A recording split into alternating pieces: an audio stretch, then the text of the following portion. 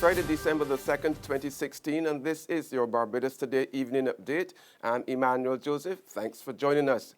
We begin with news that a local economic expert is suggesting that Barbados would benefit from entering into an international monetary fund program as it tries to consolidate its troubling fiscal deficit.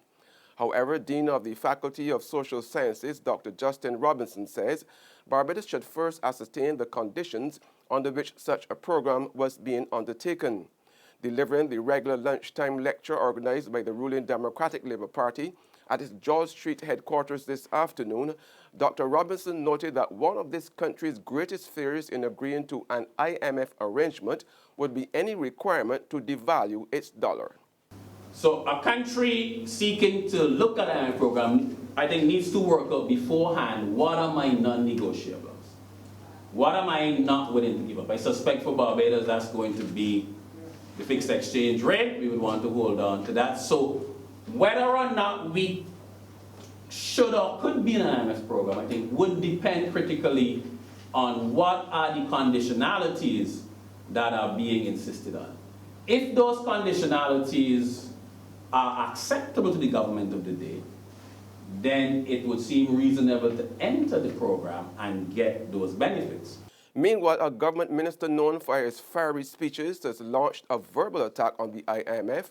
Minister of Education Ronald Jones took on the IMF in an address to the opening ceremony of the 48th meeting of the Caribbean Examinations Council at Hilton Barbados Resort last night, accusing it of forcing spending cuts on education and health in the region.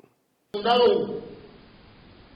In our region, there is too much belly aching, too much beggar bowl mentality waiting for somebody who never comes, unless they come dressed in a suit with an I, an M, and an F. Resplendent, yet failing. Ask Jamaica. Ask Guyana. Ask every single country who have dared to venture into the embrace, seeking support and seeking help, asking for assistance so that Caribbean civilization can strive and grow. A cabinet minister has come out publicly against his own government's management of some aspects of the country's affairs. Minister of Industry, Commerce and International Business, Donville Innes, told the Friendly Stewart-led administration that instead of attempting to tax the country out of its current economic slump, efforts should be made to remove the stumbling blocks and bureaucratic red tape hindering the start of many projects around the island. Speaking at the launch of a micro-business loan program this morning, Innes lamented the problems investors are experiencing in doing business in Barbados. So when you look at some major projects that I'm aware have been in the planning process, I recognize that these projects means foreign exchange. It means jobs coming in for people. I have constituents in St. James that won't work. Young people, some with the best academic qualifications, some with hopes and dreams who need them fulfilled. And I can't sit back as a cabinet minister and polish over anything and make people feel that all is well. It is not well. We have to get these damn projects going. This is what is going to turn around the economy. We can't keep instituting more taxes, for example, not when there are projects that will bring foreign exchange, that will create jobs, and have more people employed to pay more NIS and more income tax. 3 days after Barbados was drenched by heavy showers, one St. Philip business is literally out to sea. In fact, there is only one way for veterinarian Dr. Laura Hutchinson to reach her Trinity Animal Clinic at the moment, and that is by boat. The business is located at Woodbourne in St. Philip, where water levels are said to be at least 6 feet deep. Hutchinson is already using a loaned water pump, but says it's going to take at least a week to remove the water, which has basically forced the closure of her business. Hutchinson is appealing to the government for help. I contacted drainage unit, but I haven't heard anything back from them. A gentleman from Department of Emergency Management passed on Wednesday, And he had a discussion with us. He said he was trying to talk to people, but I haven't heard anything from anybody else. Ministers, somebody, I haven't heard anything. So if you could make an appeal, what would it be at this stage? I just want the water off, you know? Yeah. I mean, I just want the water to move faster. I'd like us to find some sort of solution as to prevent it from collecting like this every time. It's not just me. The next door to me, there's a lady that has boarding kennels as well. There's Woodburn Kennels. And about 6 or 8 of her kennels are underwater right now. In sports now, Canada's captain and St. Lucia Zooks all-rounder Nitish Kumar has been named to lead a 50-man ICC Americas squad that will play in the 2017 Nagico Super 50 competition in Barbados from January 24th to February the 18th. Kumar is one of 8 holdovers from the ICC Americas squad that went winless in their debut appearance at the Nagico Super 50 in Trinidad and Tobago in January this year. ICC America's first match is against combined campuses and colleges on January 26. They are joined in the 5-team Group B by Guyana, Jamaica, and hosts Barbados Pride. Group A consists of Trinidad and Tobago, Windward Islands, Leeward Islands, West Indies under 19, and English County side Kent. There's regional and international news after this short break. Read all about it, read all about it. Get your paper. Only $2.25. Let's get your paper. You again with that stale news from yesterday. I got the Barbados today on my phone, and I just get my news for free. What do she? The Barbados Today, news you can trust.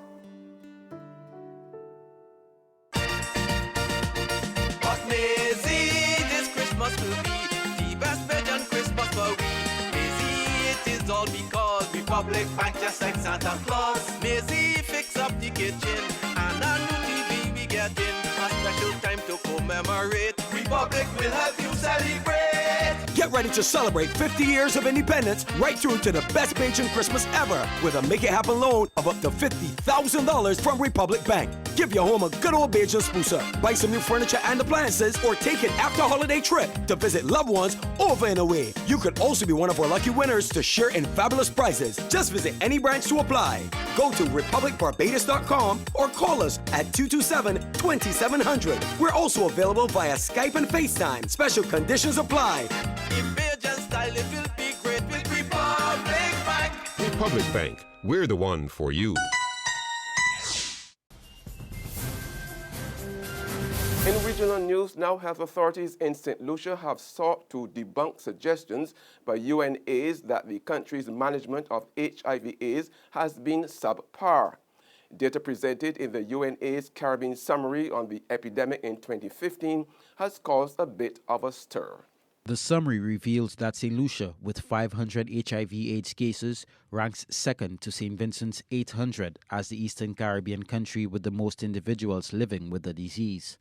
These figures, according to the report, far exceed Eastern Caribbean territories with approximately 150 to 300 individuals.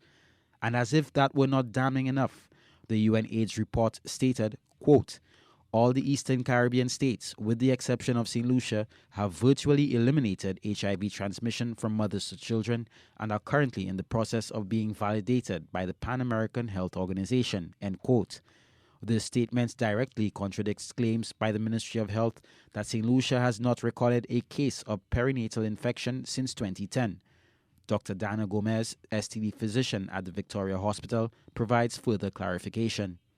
In terms of the eradication of mother-to-child transmission, from 2010, we have not had any cases of mother-to-child transmission that we know of.